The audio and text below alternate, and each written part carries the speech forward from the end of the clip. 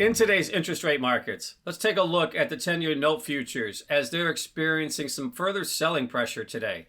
10-year note futures experiencing selling pressure 5 out of the last 6 sessions, and today's price action has the futures market trading down to the lowest level in 3.5 weeks before coming off those lows. And quite a range today when you look at the price action, with 111.06 half as the low end of the range and 112.10 on the top end of the range. So wide range, reacting to various data points this morning, Fed speak, influencing the markets and creating some volatility.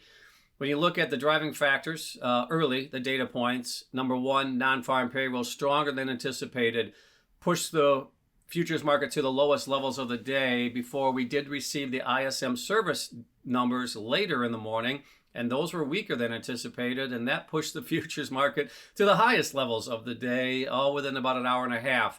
And then as we move through the session, Fed speak kicked in, as well as digestion of the data points, and some further selling pressure entered the market as the Fed speak was, again, maintaining a cautious but somewhat hawkish tone as we move into this year as to when and where the potential move in the policy could take place.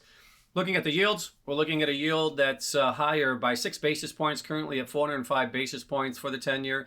Again, a 15 basis point range from 395 on the low end to 410 on the top end.